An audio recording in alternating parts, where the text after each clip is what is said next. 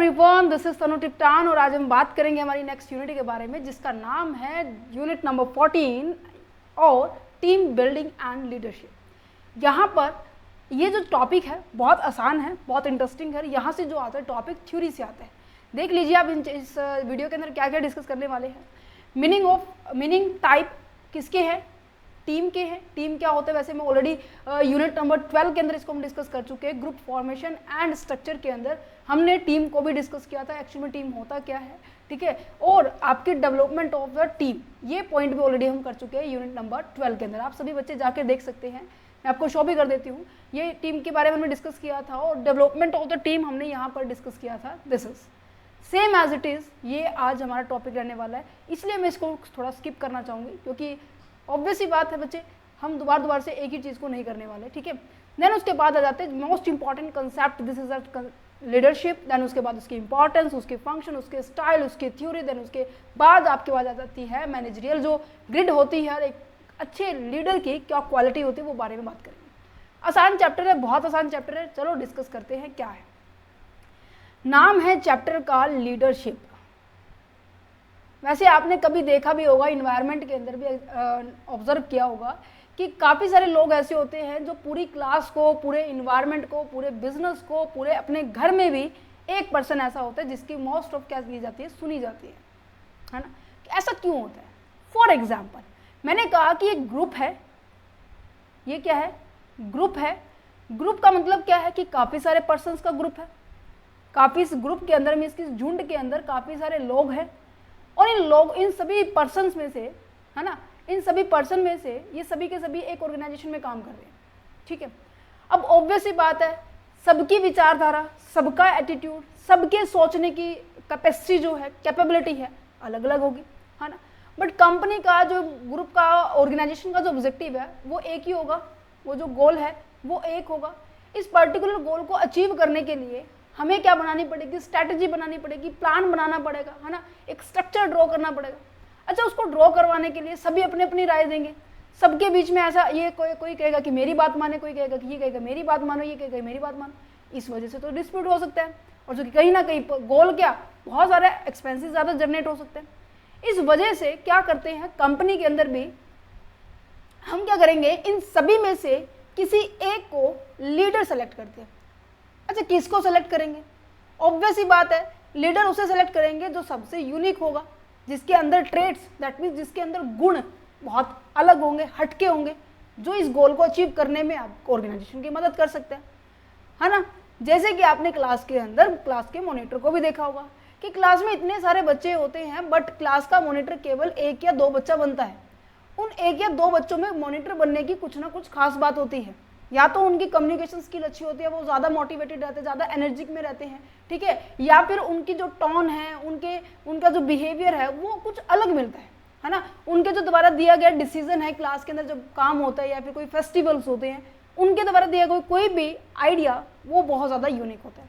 तो क्या होता है, पूरी क्लास में से हम ये किसी 1 या 2 पर्सन को चुनते हैं और इस पर्सन को चुनने के बाद पूरी क्लास का जो मुकदमा होता है हम इसके थ्रू हम देखते हैं क्लास के अंदर।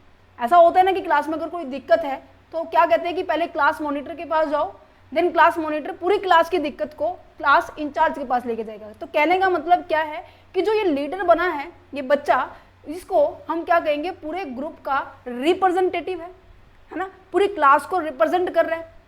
समझ पा रहे हो? इसको कहीं भी लिंक कर सकते हैं, मैनेजमेंट में लिंक कर लो, ठीक है, या फिर मैं कहूँ कि आप जैसे ऑर्गेनाइजेशन में क्या होता है, काफ़ी सारे एम्प्लॉयज़ होते हैं, उनमें से कौन डायरेक्टर बनेगा, कौन उनका मेन हेड बनेगा, वो भी तो वोटिंग राइट से करते हैं ना कंपनी के अंदर। करते हैं या नहीं करते?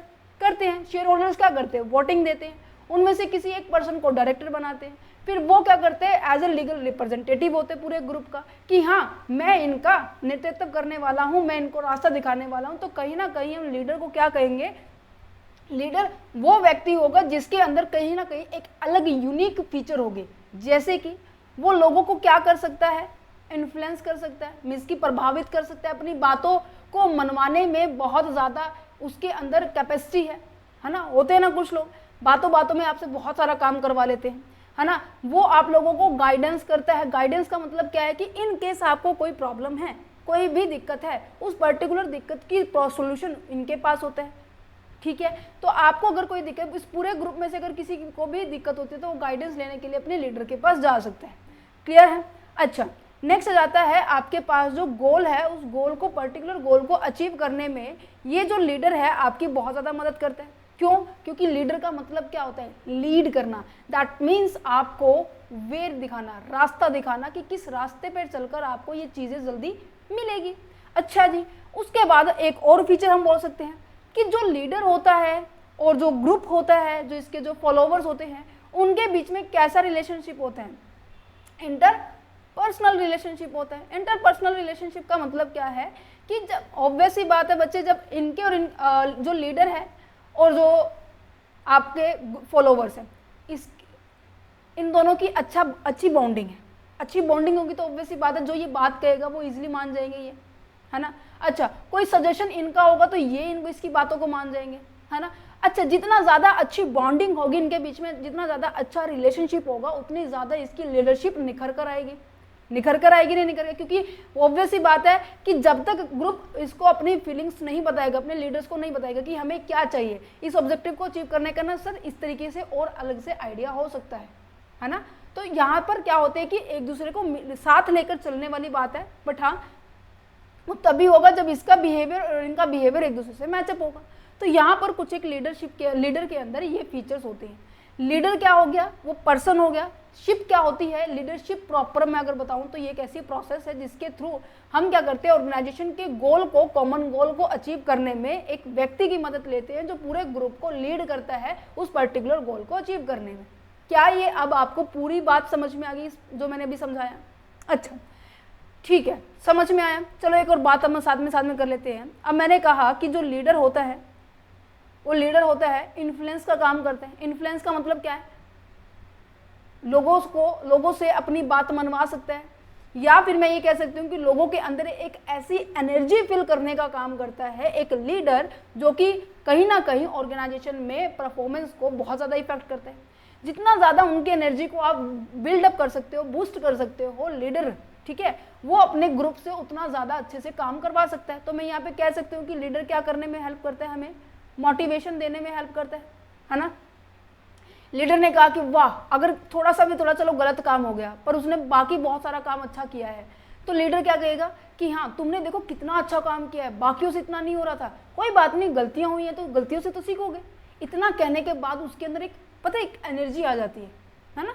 तो यहाँ पे मोटिवेशन का काम कौन करता है? एक मोटिवेटर कहते हैं ना कि स्पीकर, है ना। एक मोटिवेशन देने वाला स्पीकर कौन हो सकता है? लीडर हो सकते हैं। ये एक काम करता है।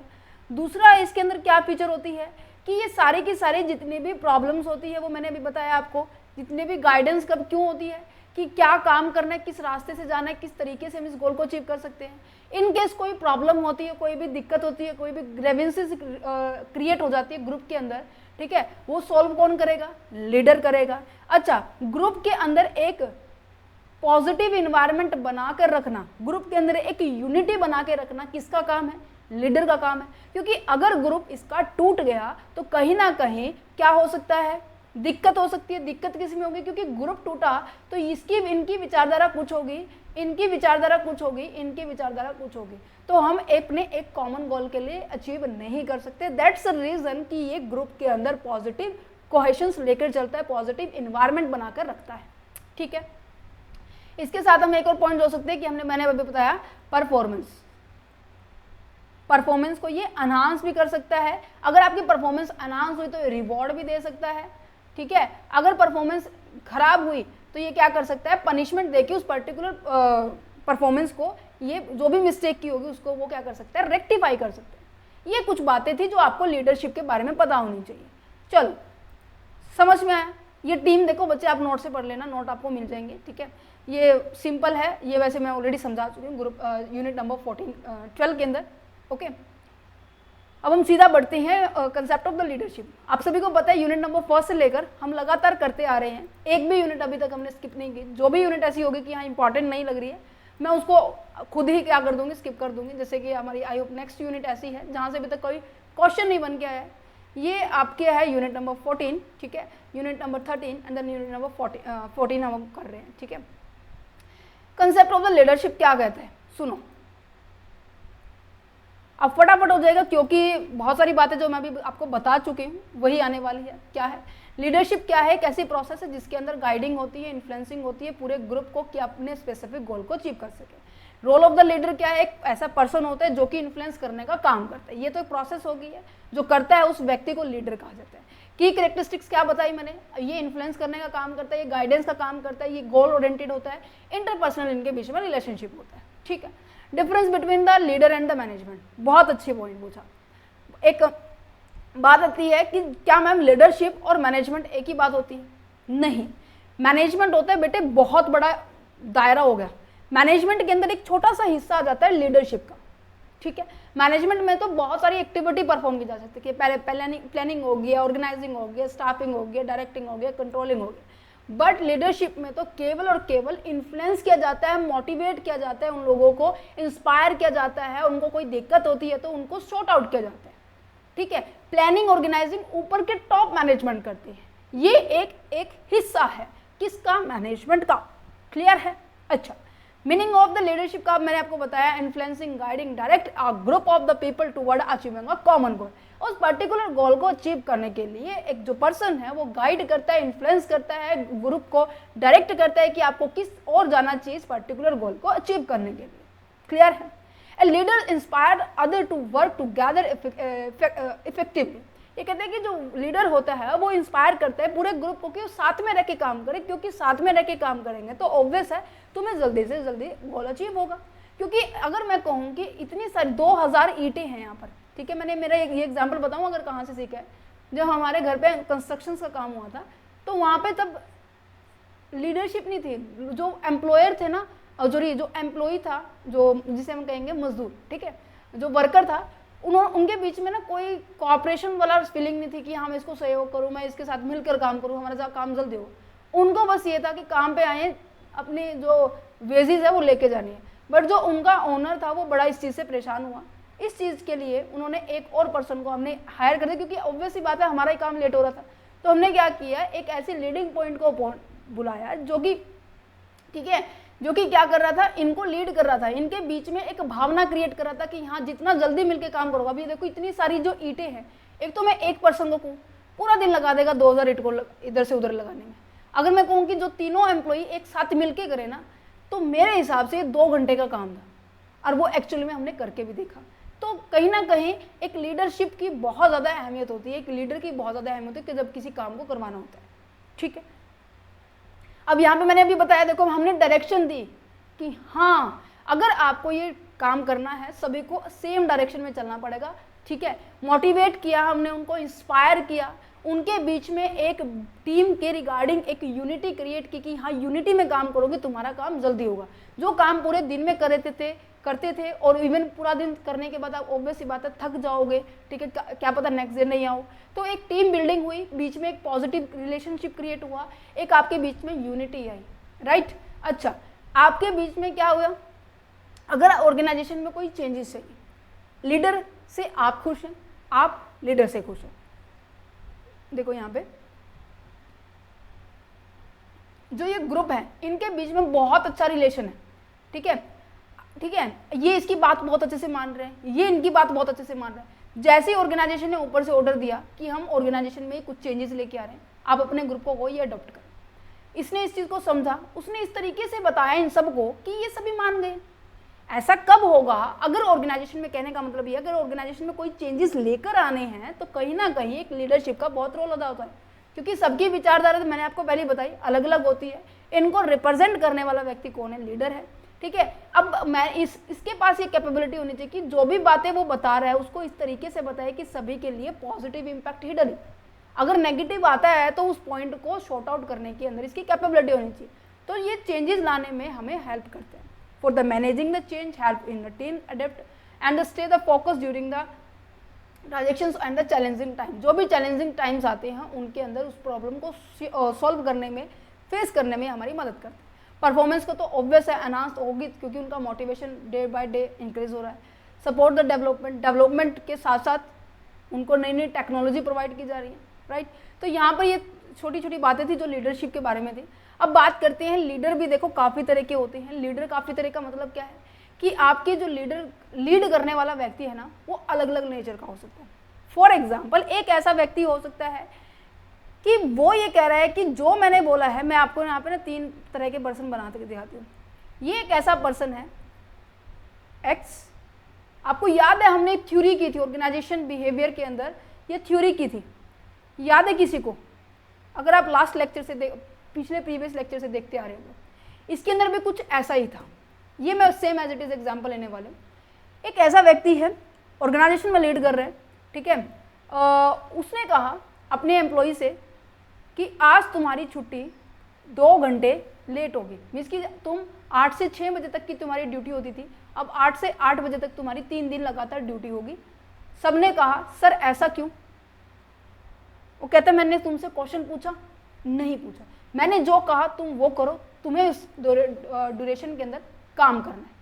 मीन्स कि एक ऐसा लीडर जो अपने एम्प्लॉय की बिल्कुल भी नहीं सुनता, जो कहा सो करो, तुम्हारी इमोशंस की, तुम्हारे इनपुट्स की, तुम्हारे सजेशन की तो मुझे लोड नहीं है, मुझे कोई ज़रूरत नहीं है।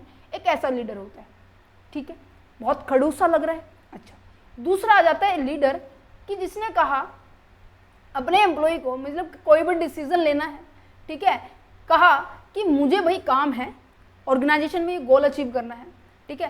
तुम बताओ जिस दिन तुम तीनों एम्प्लॉय 6 बजे के बाद अगर फ्री हो तो 2 घंटे 3 दिन लगातार टाइम देना है, बता दो तुम लोग किस दिन फ्री हो। मीन्स कि इनके साथ इन्होंने डिस्कशन किया कि हाँ तुम भी बताओ, मैंने तुम्हें बता दिया, जैसा कुछ रहेगा एडजस्ट करके हम अपना ऑब्जेक्टिव अचीव कर लेंगे। तो मीन्स कि ऐसा लीडर जो कि अपने एम्प्लॉय की, मीन्स कि जो अपने फॉलोवर्स की सुन रहा है, उनके इमोशंस, उनके इनपुट्स की, उनके फीडबैक का क्या कर रहा है, टेकअप कर रहा है। मीन्स कि उसको सुन भी रहा है, उसे उनकी बात मान भी रहा है। उन्होंने कहा कि सर अभी 2 दिन तो रुक जाओ, मंडे से वेडनेसडे तक हम क्या कर लेंगे, 2 घंटे एक्स्ट्रा कर लेंगे। कहते ठीक है, डन, हो गया सोल्यूशन। एक ये ऐसा लीडर है, मीन्स कि जो अपने एम्प्लॉय की सुनता हो। तीसरा लीडर आ जाता है कि ये कहता है कि भाई मैंने तो तुम्हें गोल दे दिया, तुम्हारा टाइम मैंने डिसाइड कर दिया कि वेडनेसडे तक हमारे पास क्या हो जाना चाहिए, टारगेट अचीव हो जाना चाहिए। अब तुम तीनों की मर्जी है, तुम कैसे अचीव करो, एक ही दिन सारा का सारा काम कर दो या फिर 2 दिन में काम करो, चाहे 6 दिन में करो, मैंने तुम्हें 10 दिन पहले बता दिया। ये गोल अचीव करना है, वो तुम्हारी मर्जी है। मीन्स कि सारा का सारा काम किसके ऊपर सौंप दिया है, सारा का सारा काम अपने एम्प्लॉयज़ के ऊपर सौंप दिया। मीन्स कि पूरी तरह से फुली डिसीजन उनका है, कब करना है वो उनका है, सब कुछ। बस ये ऊपर जो बैठा है ना, ये लीडर, ये केवल सुपरवाइज करेगा, इसको बस देखेगा कि हाँ कर रहे हैं या नहीं कर रहे। आ गया तीनों की बात समझ में? तो ये तीनों यही है। एक तो होता है ऑटोक्रेटिक स्टाइल। ऑटोक्रेटिक का मतलब होता है जहां पर लीडर डिसीजन लेता है बस अकेला, मैं बोला तो करो, दैट्स इट, तुम्हारी कुछ सुनवाई नहीं। दूसरा कहता है डेमोक्रेटिक, जिसके अंदर ये कहते हैं कि जहां पर टीम मेंबर्स वहां पर इन्वॉल्व होते हैं, टीम मेंबर मिलकर क्या लेते हैं, डिसीजन लेते हैं, ठीक है। सभी ने अपनी अपनी बात सुझाव रख दी, उनके जो इनपुट्स था उनकी वैल्यू को ध्यान में रखा और फाइनली हमने सबने मिलकर डिसीजन ले लिया, ठीक है। जैसे कि मैं नॉर्मली आप सभी को भी कहती हूँ, अगर आप किसी को भी दिक्कत हो कि मैम इस तरीके से नहीं, आप इस तरीके से समझाइए, मैम इस तरीके से नहीं, आप इस तरीके से समझाइए, मैं आपका सजेशन लेती हूँ ना। और जैसे बच्चे कहते हैं मैं कहीं ना कहीं आपको नजर आता होगा, इम्प्लीमेंट भी होता है। तो ये कहीं ना कहीं कैसा नजर आ रहा है, ये आपका डेमोक्रेटिक स्टाइल है एक लीडरशिप करने का। इवन मैं अपनी ऑफलाइन क्लासेस के अंदर भी, नॉर्मल क्लासेस के अंदर भी मैं ऐसे ही ट्रीट करती हूँ बच्चों को, क्योंकि उनको ये फीलिंग आए कि हाँ मैडम हमें समझ रही है, वो मुझे समझेंगे, ऑब्वियस है, ठीक है। नेक्स्ट जाता है लाजिज फेयर। लाजिज फेयर की बात की जाए तो फ्री रेन स्टाइल भी कहते हैं, जिसके अंदर मैंने आपको बताया जहाँ पर जो टीम मेंबर्स होते हैं, ठीक है, वो कंप्लीट फ्रीडम होते हैं, कंप्लीटली उनके पास आज़ादी होती है कि कोई भी डिसीजन ले सकते हैं और काम को करने के तरीके के भी फ्रीडम होती है, वो किसी भी तरीके से कर सकते हैं, बस काम पूरा होना चाहिए, ठीक है। जैसे कोई प्रोजेक्ट होता है, प्रोजेक्ट दे दिया मैनेजर ने अपने एम्प्लॉयज़ को, वो कैसे भी कंप्लीट करे, वो किसी भी सोर्स से अपने इस ऑब्जेक्टिव को कंप्लीट करे, वो उनकी मर्जी है। क्लियर है, समझ में आ गया? ये कुछ एक पॉइंट है जो मैंने और बायफॉर्गेट कर रखे हैं, अगर आप इनको रीड आउट करना चाहें रीड करना भी चाहिए। जैसे कि यहाँ पे सुपरवाइजर सबसे ज़्यादा डिसीजन लेता है और सेंट्रलाइज्ड मेथड है, ठीक है, फ्रीडम सबॉर्डिनेट को नहीं दी गई है। ये सुटेबल होता है कहीं भी हो सकता है जहाँ पे स्किल और अनस्किल एजुकेटर्स होते हैं, इसके एम्प्लॉय होते हैं जो पढ़े लिखे नहीं होते हैं, वहाँ अप्लाई किया जाता है। इसी तरह से बाकी सभी को भी दिखाई गया है मैंने, जैसे कि म्यूचुअल कंसेंट होता है, डिसेंट्रलाइज होते हैं, ये वहाँ पर होते हैं जहाँ पे एजुकेटर्स क्या होते हैं, वर्कर्स क्या होते हैं, थोड़े बहुत स्किल्ड होते हैं, ठीक है। ये आपकी उसमें नहीं है तो आप इसको मत करना, क्योंकि ये जो है कई किसी बुक के अंदर है, सेम मोस्ट ऑफ सिमिलरिटीज की आपकी ऑटोक्रेटिक की तरह, ठीक है। अच्छा, लीडरशिप थ्योरी बात कर लेते हैं। लीडरशिप थ्योरी क्या कहती है, सुनो। लीडरशिप थ्योरी कहती है कि जो लीड करने के अंदर ना, लीडर जो हो रहा है, ठीक है, जो भी लीडर है वो लीडर के अंदर क्या क्या फीचर्स होनी चाहिए, किस तरीके की होनी चाहिए, किस तरीके से हम ये कहें कि हाँ उसके अंदर ये ट्रेट्स होने चाहिए। क्योंकि काफ़ी बार आपने देखा होगा कि काफ़ी सारे लोग होते हैं जो कि अपने टास्क के ऊपर फोकस करते हैं। टास्क दैट मीन्स, अब देखो यहाँ पे ऊपर जो था, यहाँ पर देखो किसकी बारे में बात की जा रही थी, सॉरी ऑटोक्रेटिक के अंदर किसके ऊपर ज़्यादा फोकस किया जा रहा था कि जो ऐसा एम्प्लॉई है जो केवल काम करने से मतलब है, जो बोला है वो उससे करने से मतलब है ना। ऑब्वियस सी बात है, यहाँ पर क्या किया जा रहा है, जब कई बार ज़्यादा से ज़्यादा काम को फोकस दिया जाता है, टास्क को फोकस दिया जाता है, गोल को फोकस किया जाता है। कुछ ऐसे लीडर होते हैं जो कि किसको फोकस करते हैं, अपने रिलेशंस को, रिलेशन किसके साथ, एम्प्लॉई के साथ रिलेशन, ठीक है। कुछ एक लीडर ऐसे होते हैं, ठीक है। तो इन्हीं के बेसिस पे इन थ्योरीज को फाउंड किया गया है। सबसे पहले जाता है great man theory. Great man theory नाम से क्लियर है, ग्रेट मैन थ्योरी मीन्स कि लीडर वही बनेगा, कौन है वो, मैन है, मीन्स कि जो पुरुष है, ठीक है। फीमेल को कहीं ना कहीं देखो यहाँ पे नाम से क्लियर है, इग्नोर किया गया। तो ये ग्रेट मैन जो थ्योरी है वो थॉमस जी ने दी थी 1814 के अंदर। उन्होंने कहा था जो भी लीडर होंगे वो हमारे मैन होंगे, जैसे कि हमारे महात्मा गांधी जी, सबकी पिक्चर मैंने लगाई हुई है, आप देख सकते हैं, ठीक है। यहाँ पर ये बोला गया है कि ये ऐसे इंसान होते हैं जिनके जो क्या है बर्थ से ही उनके अंदर क्या होते हैं, कुछ एक ऐसे फीचर्स होती है जो अपने पेरेंट्स से लेकर आते हैं ये, ठीक है। ये ऐसे लीडर नहीं होते जिनको मैं कहूँ कि मैंने ट्रेनिंग दी है देन उसके बाद इनके अंदर फीचर्स आई हैं। समझ में आ रहा है। यहाँ पर इस थ्योरी के अंदर फोकस केवल मैन के ऊपर किया गया, ठीक है। देखो क्या कहते हैं कि it was propose by the Thomas Carlyle in there is 1940 के अंदर, great leader are the born not the made. ये कह रहे हैं कि जो ग्रेट लीडर होते हैं वो जन्म लेते हैं, बनते नहीं हैं, वो हमेशा जन्म लेते हैं। These leaders come out when they need arise. ये तब आते हैं जब इनकी जरूरत होती है। फॉर एग्जाम्पल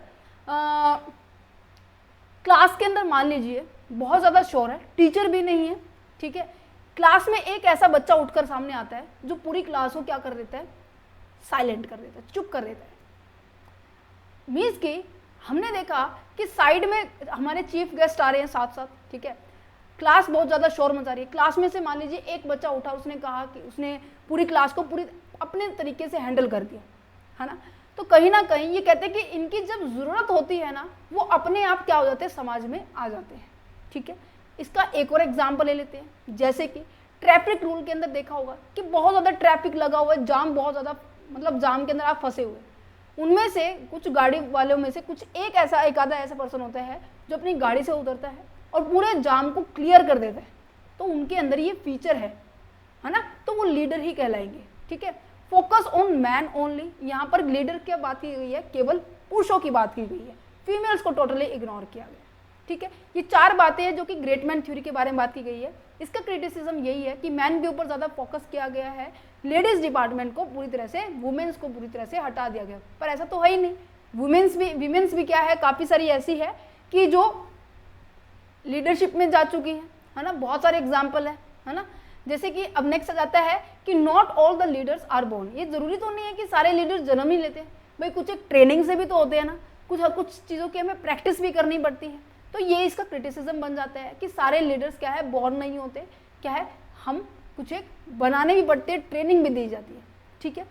किसी की जैसे कम्युनिकेशन पहले ठीक नहीं थी, कम्युनिकेशन बाद में ठीक हुई है, प्रॉपर हमने प्रोनाउंसिएशन हो गया है, काफ़ी सारी चीज़ें हो गई, उनके ऊपर इम्प्लीमेंट करके देखा है, देन हम परफेक्ट हो चुके हैं। और सबसे मेन पॉइंट, इसने क्या नहीं कंसीडर किया, अदर फैक्टर्स को कंसीडर नहीं किया। दैट मीन्स जो आपके सबॉर्डिनेट है, जो आपके प्रोडक्शन मैनेजर है, जो आपका इन्वायरमेंट है, उसको टोटली इग्नोर किया है। कहते हैं कि ये हमारी थ्योरी के ऊपर इंप्लीमेंट ही नहीं करते, ना ही हमें इफेक्ट करते।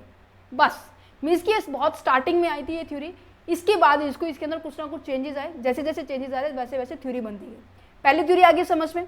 नेक्स्ट थ्योरी आ जाती है ट्रेड थ्योरी। जो ट्रेड थ्योरी है ये भी सिमिलर है आपकी कौन सी थ्योरी के ऊपर, जो भी हमने ग्रेट मैन थ्योरी पढ़ी।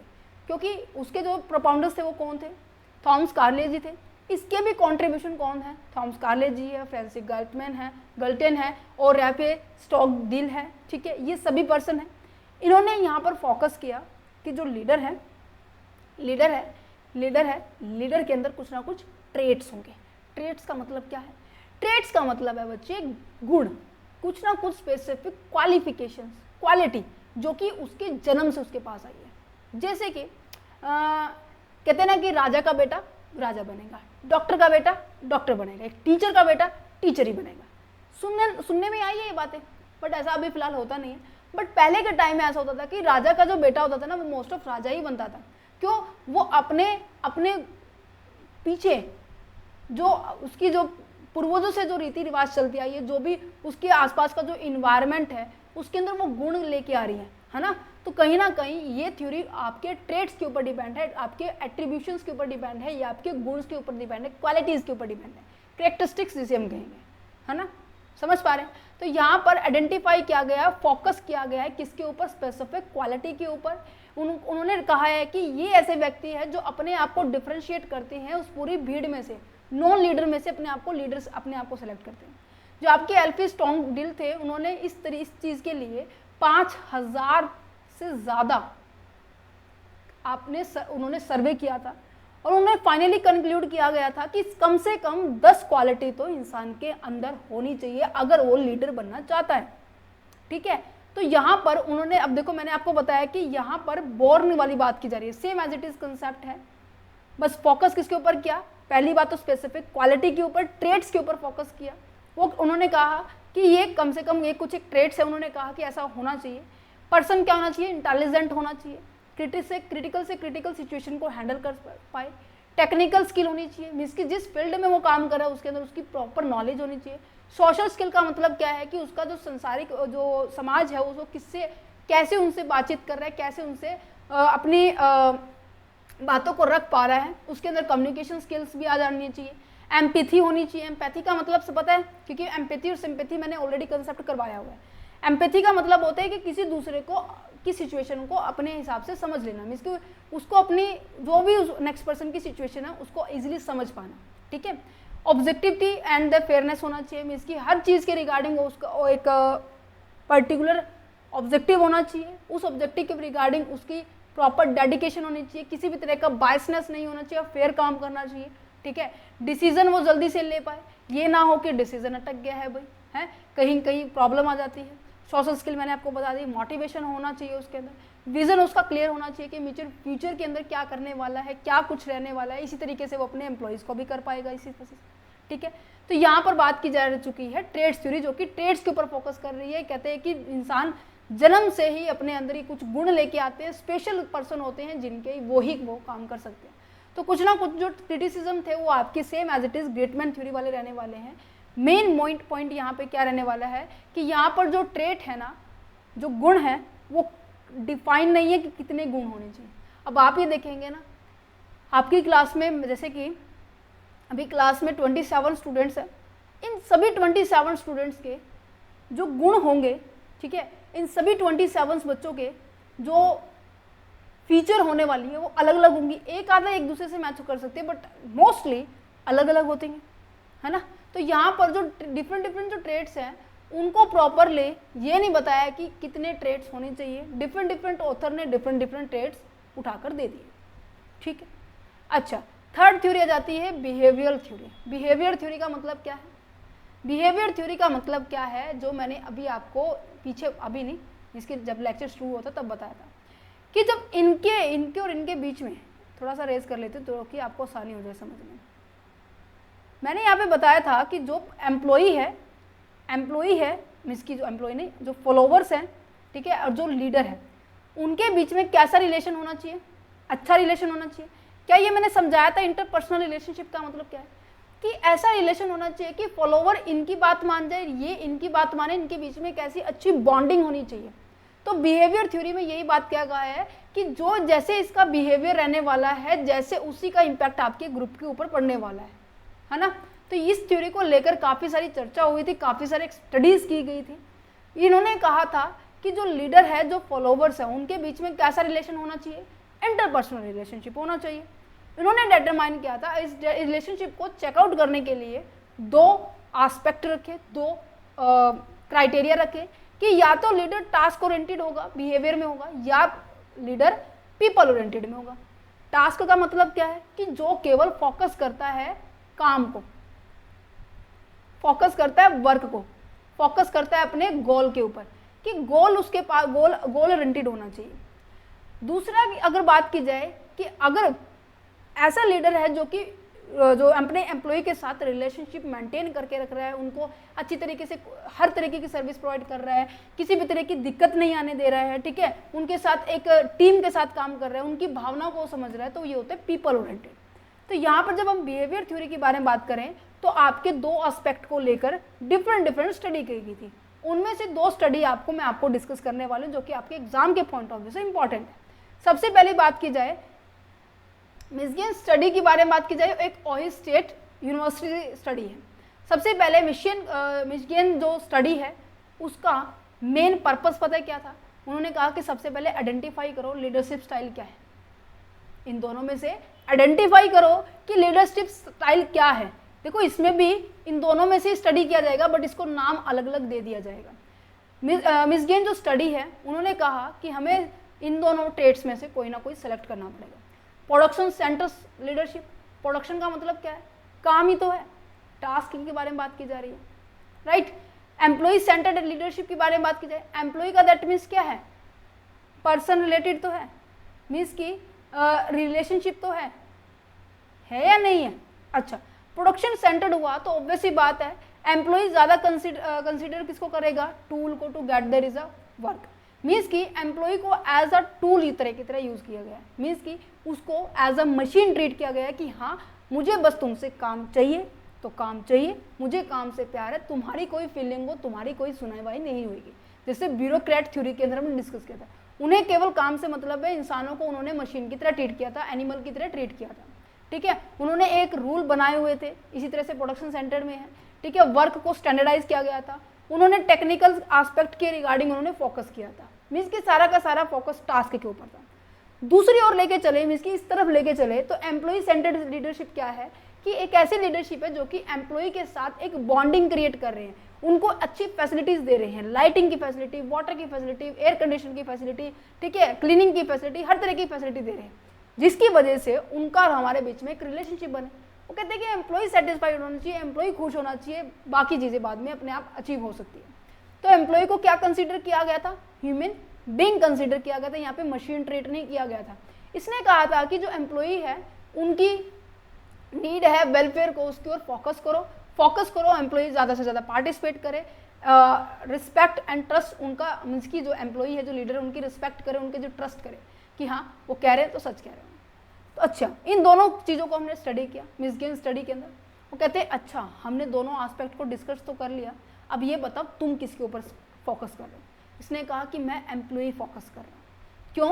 क्योंकि production increase more in the production centre leadership style, but it lead to be the dissatisfaction of and the absenteeism and the turnover of the employ. ये कह रहे हैं कि अगर मैंने प्रोडक्शन सेंटर को ज़्यादा फोकस किया तो जो एम्प्लॉय है मुझसे नाराज़ हो जाएंगे, वो छोड़ के जाने शुरू हो जाएंगे, वो एब्सेंट होना शुरू हो जाएंगे नहीं हो जाएंगे।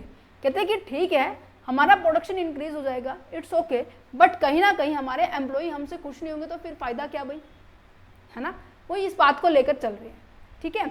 नेक्स्ट उसके बाद आ जाता है आपका एम्प्लॉय सेंटर। एम्प्लॉय सेंटर के बारे में बात की जाए तो ये कहते हैं कि अगर हमने एम्प्लॉय सेंटर कंसेप्ट अपनाया तो हम अपने ऑर्गेनाइजेशन के ग्रुप के अंदर एक पॉजिटिव इन्वायरमेंट, एक यूनिटी के साथ काम कर सकते हैं, हम उनको सेटिस्फैक्शन प्रोवाइड कर सकते हैं, हम रिड्यूस कर सकते हैं एब्सेंटिज्म को और टर्नओवर को।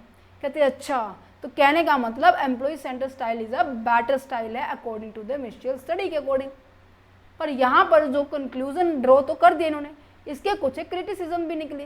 क्रिटिसिज्म क्या निकले कि पहला वही क्रिटिसिज्म है कि इन्होंने अदर फैक्टर जैसे कि आपके सबॉर्डिनेट है, सुपीरियर है, इन्वायरमेंट है, इसको टोटली इग्नोर किया है।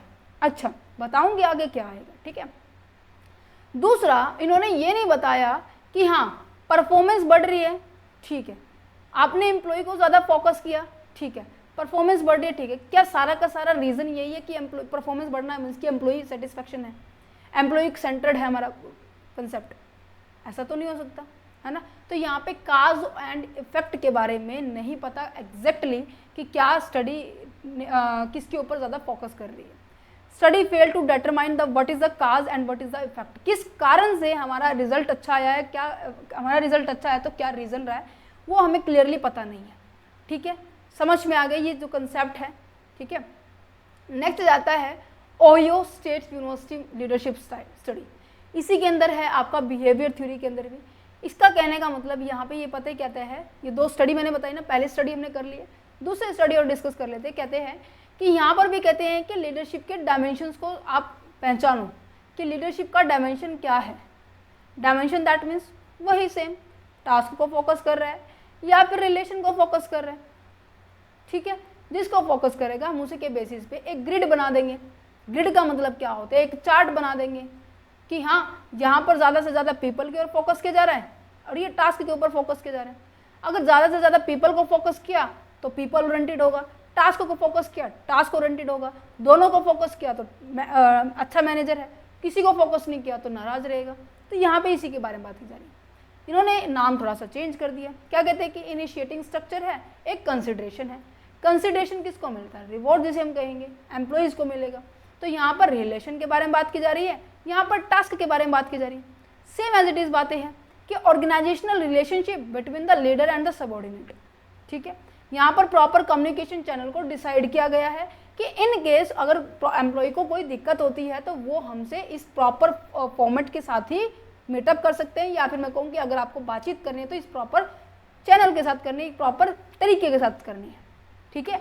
हर एक टास्क को क्या किया गया है, असाइन किया गया है एम्प्लॉय को और सुपरवाइज कर रहे हैं उनकी एक्टिविटी को कि हाँ वो काम अच्छे से कंप्लीट कर रहे हैं या नहीं कर रहे हैं। क्लियर है? अच्छा, नेक्स्ट उसके बाद आ जाता है आपके पास कंसिडरेशन, जहाँ पर बिहेवियर को करेक्टराइज किया गया था, मीन्स कि उसके गुणों को देखा गया था और उनके नीड को रिक्वायरमेंट को चेकआउट किया गया था कि हाँ कैसी उनकी रिक्वायरमेंट और उनकी रिक्वायरमेंट को मीटअप किया गया था, ठीक है।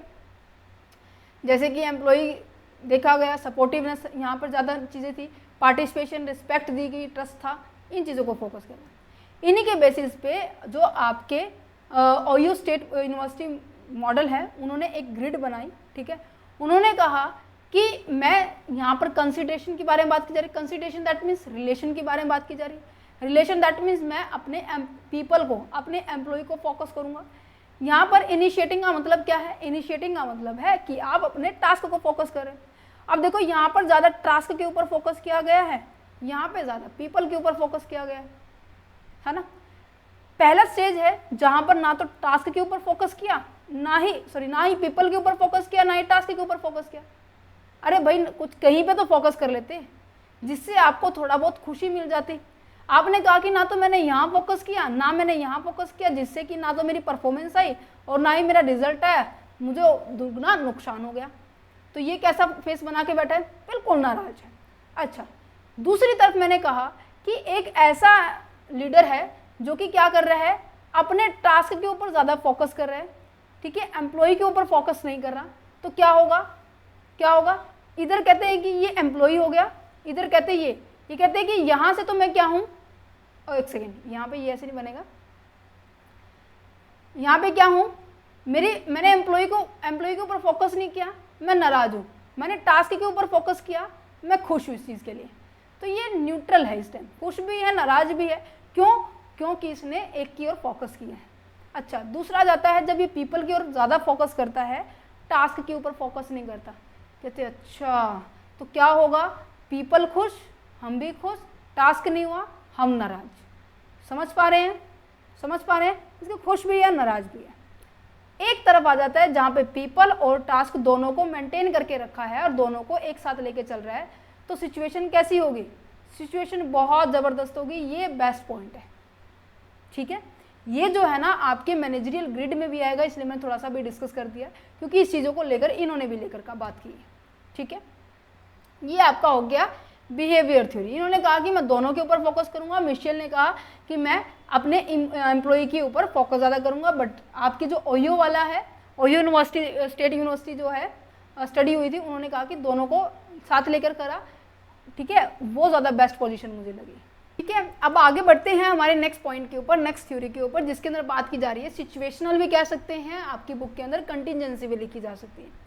सिचुएशनल और कंटीजेंसी का मतलब क्या है, जो अभी तक डीमेरिट चलती आ रही थी ऊपर तक कि ये अदर फैक्टर्स को कंसीडर नहीं करते हैं, अदर सिस्टम को कंसीडर नहीं करते, तो यहाँ पर कंटीजेंसी थ्योरी कहते हैं कि जैसी भी सिचुएशन है, जैसी भी आप जिस भी पॉइंट में खड़े हैं, जिस भी हालात में खड़े हैं, ठीक है, उस हालात में आप क्या बेस्ट तरीका अपना सकते हो, उसे बोलेंगे कंटीजेंसी थ्योरी। कंटीजेंसी थ्योरी क्या कहते हैं कि एक ऐसी पोजीशन है जहाँ पर there is no one best way. मैं ये नहीं कहूँगी कि हाँ हर बार क्या है आप यही तरीका अपनाएं, हर बार आप यही तरीका अपनाएं, नहीं, कोई ऐसा बेस्ट तरीका नहीं है, ठीक है, लीड करने का। ये डिपेंड करता है, डिपेंड ऑन द सिचुएशन, जैसी आपकी सिचुएशन है, जैसा आपका कंटेक्स्ट है, उसके अकॉर्डिंग लीडर क्या करेगा, ऑपरेट करेगा। ठीक है, डिफरेंट टाइम में डिफरेंट अपनी एबिलिटीज़ को यूज़ कर सकते हैं। ठीक है, यहाँ पर काफ़ी सारे फैक्टर्स आ सकते हैं, इन्वायरमेंटल फैक्टर भी आ सकते हैं, एम्प्लॉई जो है मीन्स की जो उसका फॉलोवर्स है वो डिफरेंट नेचर का हो सकता है, उसको हैंडल करने के लिए आपके पास डिफरेंट ट्रेड्स होंगे। ठीक है, समझ में आ रहा है। तो यहाँ पे यही बात की गई है, फेडरर ने कहा गया था कि कॉन्टीजेंसी जो थ्योरी है one of the most well known contingency theory, जिसको इन्होंने सजेस्ट किया था, leader effectiveness is based on how well there style match the situation, कैसे उसका स्टाइल उस पर्टिकुलर सिचुएशन से मैच कर रहा है। देन उसके बाद एकदम से मैं कहूँ कि भूकंप आ जाए, ठीक है, बहुत तेज भूकंप आ जाए, तो उस टाइम आप कैसे लीड करेंगे, या मैं कहूँ कि एकदम से मार्केट बहुत डाउन चली जाए, तो आप अपने शेयर होल्डर्स को कैसे डील करेंगे कि आपको इस टाइम करना क्या चाहिए। समझ पा रहे हैं। एकदम से शादी हो रही है, एकदम से शादी नहीं हो रही है, शादी हो रही है, एकदम से बारिश आ रही है, ठीक है, तो आप क्या कैसे डील करेंगे, तो ये डिपेंड करता है पर्टिकुलर सिचुएशन के ऊपर। क्लियर है, समझ पा रहे हैं। नेक्स्ट जाता है, देखो आपकी बुक के अंदर मैं आपको बता देती हूँ इग्नू के सभी स्टूडेंट्स को, किसी की बुक के अंदर ये एज ए थ्योरी है, आपकी बुक के अंदर जो स्पेशली इग्नू के स्टूडेंट्स हैं उनके अंदर ये अलग से पॉइंट दिया हुआ है। मैंने उसको थ्योरी में इसलिए इंक्लूड किया क्योंकि आप इसको थ्योरी में भी लिख सकते हैं। ठीक है, पहला पॉइंट क्या है, ट्रांसफॉर्मेशनल लीडरशिप। नेक्स्ट पॉइंट क्या है, ट्रांजेक्शनल लीडरशिप। पहले हम ट्रांजेक्शनल लीडरशिप क्या करते हैं, क्या कह रहे हैं ट्रांजेक्शनल लीडरशिप कि ट्रांजेक्शन का मतलब क्या होता है बताओ, एक्सचेंज करना, मीन्स कि जो फॉलोवर्स हैं और जो लीडर है, फॉलोवर्स इसको काम करके देंगे, लीडर इनको रिवॉर्ड या फिर पनिशमेंट देगा, ये होता है ट्रांजेक्शन। मीन्स कि एक्सचेंज हो रहा है लीडर और फॉलोवर्स के बीच में। समझ पा रहे हैं, लीडर और फॉलोवर्स के बीच में क्या हो रहा है, एक्सचेंज हो रहा है। फॉलोवर्स काम करके देंगे, काम इसकी एक्सपेक्टेशन के अकॉर्डिंग हो तो इनको रिवॉर्ड मिल जाएगा, अदरवाइज इनको पनिशमेंट दी जाएगी उसकी परफॉर्मेंस के बेस पर। उसे बोला जाता है transactional leadership theory. Transformational leadership का मतलब क्या है कि ट्रांसफॉर्मेशनल मीन्स कि उसको कहीं ना कहीं कन्वर्ट किया जा रहा है, मीन्स कि जो आपको ऑब्जेक्टिव चाहिए था वो तो अचीव करना ही करना है, उससे और एक्स्ट्रा क्या कर सकते हो भाई, उसके लिए लीडर क्या करता है, उनको बहुत ज़्यादा मोटिवेट करता है, बहुत ज़्यादा इंस्पायर करता है कि हाँ अपनी आप क्रिएटिविटी दिखाओ, आप क्या कुछ नया कर सकते हो, फ्यूचर में अगर ये सिचुएशन आ जाए तो तुम किस तरीके से हैंडल करोगे। मीन्स कि उनसे कुछ ज़्यादा एक्सपेक्ट करना, उनसे कुछ ज़्यादा रिसीव करने के बारे में बात की जाए, उसे बोलेंगे ट्रांसफॉर्मेशनल लीडरशिप थ्योरी। क्लियर है। यहाँ पर बात की जाती है लीडर के कुछ एक ऐसे कैरेक्टर्स के बारे में, लीडर की कितनी कैपेबिलिटी है कि वो अपने एम्प्लॉय को क्या कर पा रहा है, इंस्पायर कर पा रहा है, मोटिवेट कर पा रहा है, उसके अंदर कितनी एक एंथुसिस्टिक्स है, मीन्स की एक एनर्जी है, कितनी एक वो एक्टिविटी में भाग लेता है। ठीक है, इन सब चीज़ों के ऊपर फोकस किया जा रहा है। ठीक है, अच्छा वो ऐसे करेगा तो क्या होगा, जो हमें अचीव करना है वो तो अचीव करेंगे ही, साथ ही साथ more than there is original intent, जो आप ओरिजिनल सोच रहे थे उससे बहुत ज़्यादा आप अचीव कर सकते हैं।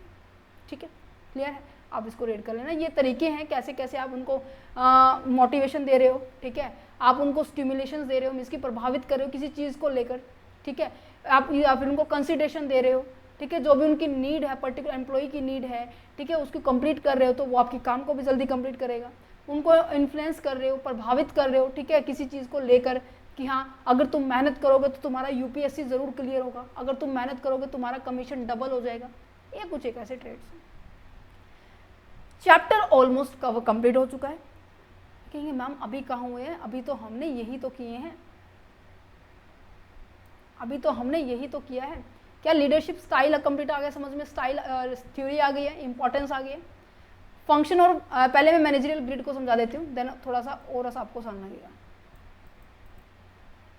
फंक्शंस करवाने की जरूरत है नहीं, क्योंकि टीम वर्क करवाने का काम ये करता है, डेवलप करता है टीम वर्क, ठीक है। एज ए लीगल रिप्रेजेंटेटिव ये काम करता है। काउंसलर इसलिए बोला क्योंकि ये अगर कोई दिक्कत होती है, कोई प्रॉब्लम होती है, उनको किसी भी नीड की सपोर्ट की जरूरत होती है, तो वो लीडर के पास जाते हैं। टाइम को मैनेज करते हैं, क्योंकि विद इन टाइम वो क्या कर रहे हैं, उस पर्टिकुलर टास्क को विद इन डेडलाइन के अंदर वो कंप्लीट कर रहे हैं। उनके पास पावर होती है, लीडर के पास, वो अपनी पावर के हिसाब से, अपने ऑब्जेक्टिव के हिसाब से वो डिफरेंट अप्रोचेस को यूज कर सकता है, मेथड को यूज कर सकता है, और डिफरेंट पर्सन से डिफरेंट काम करवा सकता है, ठीक है। वो ग्रुप के अंदर एक इफेक्टिव क्या लेके आ सकता है, ensure the effective group effort लेके आ सकता है। दैट मीन्स कि जो ग्रुप है, जो मेंबर है, उनसे काम करवाने का तरीका उसके पता होता है कि हाँ रिसोर्सेज का भी बेहतर तरीके से यूज हो जाए, टाइम का भी बेहतर तरीके से यूज हो जाए। तो यहाँ पर बात की जा रही है टीम वर्क के बारे में। उनके बीच में पॉजिटिव इन्वायरमेंट काम कौन करता है, इनके बीच में रिलेशनशिप का काम कौन करता है। ऊपर वाले मैनेजर हैं, नीचे जो एम्प्लॉई है, उनके बीच में जो लीडिंग पॉइंट है वो कौन है, कनेक्शन देने वाला कौन है, लीडर है। That's it. इसलिए बोले थे फंक्शन बहुत आसान है। मैनेजरियल ग्रिड बोले जाए या फिर ब्लैंक एंड मोटेन मार्जिनल ग्रिड बोला जाए, जो भी मैंने आपको बताया है क्या कि ग्रिड को समझने के लिए ये 2 पॉइंट से ग्रिड को बांटा गया है। टास्क है और एक आपका पीपल है। यहाँ पर देखा जाता है कि जो लीडर है किसके ऊपर फोकस करता है, ठीक है। ये जो कंसेप्ट 1964 में आया था, उसके अंदर ये कहा था कि जो लीडर के जो स्टाइल होते हैं वो 2 डायमेंशन के अंदर बाइफर्केट किए गए हैं। Concern for the people and concern for their is a production का, दैट मीन्स जो टास्क के बारे में बात की जा रही है। Concern for the people that means relationship के बारे में बात की जा रही है, ठीक है। ये मैंने आपको बता दिया।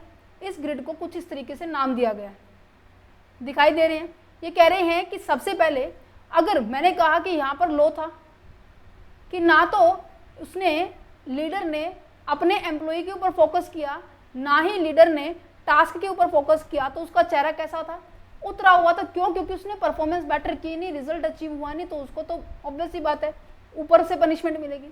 तो यहाँ पे इम्प्रूव करने की जरूरत है। तो इम्प्रूव मैनेजर बोल सकते हैं, इम्प्रूव लीडर बोल सकते हैं, ठीक है, क्योंकि ये कंसेप्ट आपके मैनेजिंग में भी आता है, ठीक है। नेक्स्ट हमने बोला था कि आपको देखो यहाँ पे लिखा हुआ है, ये देखो, ये भी पिक्चर आपको हेल्प करेगी, बहुत ज़्यादा मदद करेगी इस पर्टिकुलर चीज़ को करने के लिए, कि यहाँ पर वो लेवल है जहाँ पर आप बिल्कुल रिलैक्स है, एम्प्लॉय भी रिलैक्स है, बड़े अच्छे से काम कर रहे हैं, कुछ काम नहीं अचीव हुआ। यहाँ पर लो कंसर्न है फॉर पीपल के लिए, लो कंसर्न है फॉर प्रोडक्शन के लिए, ठीक है। तो इसे हम क्या कहेंगे, इनको ज़रूरत है इम्प्रूव करने की। इसे हम 1-1 स्टाइल भी कहते हैं। क्या कहते हैं? 1-1 स्टाइल, ठीक है। लो कंसर्न फॉर द बोथ, दोनों के लिए लो कंसर्न, आपका पीपल के लिए भी एंड प्रोडक्ट के लिए भी, ठीक है। अच्छा, नेक्स्ट अगर मैं बात करूं यहाँ पर इस पॉइंट पर, कहाँ गई भाई मेरी ग्रिड, हाँ ये रही। इस पॉइंट पर यहाँ पर टास्क के बारे में बात की जा रही है, मीन्स कि यहाँ पर ज़्यादा से ज़्यादा क्या किया जा रहा है, टास्क के ऊपर फोकस किया जा रहा है, ठीक है। बट एम्प्लॉय की पीपल के साथ रिलेशनशिप के बारे में बात की जाए तो ये कहता है कि नहीं, कोई फोकस नहीं है। तो मैं ये कह सकती हूँ कि ये टास्क ओरिएंटेड है, ये मैं ये कह सकती हूँ प्रोडक्शन ओरिएंटेड कंसेप्ट है। क्यों? क्योंकि इसने सबसे ज़्यादा प्रोडक्शन के ऊपर फोकस किया है। तो ऐसे लीडरशिप को क्या कहेंगे, ऐसे लीडरशिप को क्या कहेंगे, टास्क या फिर प्रोडक्शन मैनेजर, जिन्होंने हाई कंसर्न किया है प्रोडक्शन के ऊपर। इसे हम 9-1 की ग्रिड से भी जानते हैं, ठीक है। यहाँ पे 1, यहाँ पे 9, नजर आ रहा है, नजर आ रहा है। बस फर्क इतना है, बस ये याद रखना कि आप किस चीज़ को पहले ले रहे हो। मैंने पहले किसको लिया है, टास्क को लिया है, पीछे क्या लिया है, एम्प्लॉय को लिया है। नेक्स्ट आ जाता है जब आपकी बात की जा रही है country club management. Country club की बारे में बात की, मीन्स कि लोगों को आप क्लब करके साथ चल रहे हैं, मीन्स कि उनकी इमोशंस को, इनकी फीलिंग्स को समझ रहे हैं, मीन्स कि आप पीपल ओरिएंटेड हैं, कंट्री की जितनी भी मेंबर्स हैं उनको एज ए क्लब करके लेके चल रहे हैं। तो यहाँ पर जो मेंबर है, जो ग्रिड बनेगा ये वाला बनेगा, है ना। यहाँ पे पीपल को फोकस कर रहे हैं, टास्क को फोकस नहीं किया तो एक जगह खुश नजर आएंगे, दूसरी जगह नाराज नजर आएंगे। तो मैंने पहले टास्क लिया था, टास्क बिल्कुल 0 है, टास्क के ऊपर फोकस किया ही नहीं है, टास्क के ऊपर फोकस किया ही नहीं तो 0 है, दैट मीन्स 1, 0 नहीं कहूँगी 1, ठीक है। पीपल के ऊपर ज़्यादा दिया है तो 9 आ जाएगा, क्लियर है। नेक्स्ट आता है middle of the road management. अच्छा, middle of the road management का मतलब क्या है कि हाँ मैं चलो टास्क के ऊपर भी फोकस कर रही हूँ, मैं पीपल के ऊपर भी फोकस कर रही हूँ, तो कहने का मतलब मैं बीच में एक बैलेंस बना के चल रही हूँ, है बैलेंस बना के चल रही हूँ, तो 5-5 का रेशो आ जाएगा। दिस वन, यहाँ पे भी 5 है, यहाँ पे भी 5 है, तो इसे हम क्या कहेंगे, ऑर्गेनाइजेशन मैनेजमेंट कहेंगे, जहाँ पर एक प्रॉपर बैलेंस चल रहा है। अच्छा, यहाँ की अगर बात की जाए जहाँ पर पीपल भी बहुत ज़्यादा है, टास्क के ऊपर भी ज़्यादा फोकस किया गया है, तो 9-9 का कंसेप्ट यहाँ पे बनेगा, है ना। यहाँ पे मैंने कहा कि मैंने पहले टास्क लिया है, देन उसके बाद पीपल लिया है। अब यहाँ पे टास्क बिल्कुल भी नहीं है, 1-9 का कंसेप्ट, यहाँ पे कुछ भी नहीं है, 1-1 का कंसेप्ट, यहाँ पे क्या है 9-1 है, क्योंकि मैंने यहाँ पे पहले टास्क फिर परफॉर्मेंस, यहाँ पे टास्क और परफॉर्मेंस दोनों है, 5-5 इक्वल पे है। ठीक है, नाम याद रखना किसको क्या बोला गया है, एक को इम्प्रूव करने की जरूरत है, दूसरा टास्क के ऊपर ज़्यादा फोकस कर रहा है, तीसरा क्लब के ऊपर फोकस कर रहा है कि एम्प्लॉय को साथ मिलाकर चलूँ, फोर्थ नंबर पे क्या है कि मिडल जो है उसके ऊपर, ये नंबरिंग गलत है बेटे, नंबरिंग के ऊपर थोड़ा ध्यान मत देना। ठीक है, फिफ्थ आ जाता है टीम मैनेजमेंट, मीन्स की पूरी टीम को, पूरे काम को, सबको साथ लेके चल रहे हैं। ठीक है, समझ में आ गया, आई होप क्लियर हो चुका होगा ये कंसेप्ट। इसे बोलते हैं मैनेजरियल का ग्रिड। ठीक है, मैनेजरियल का ग्रिड, जहां पे ये डिस्कस किया गया है relationship between the task and the people. एक इफेक्टिव लीडर की क्या क्वालिटी होती है, एक इफेक्टिव लीडर की क्या क्वालिटी होती है उसके बारे में बात की जा रही है। क्या क्या होती है, उसका जो मेंटल है और फिजिकली दोनों पॉइंट ऑफ व्यू से फिट होना चाहिए।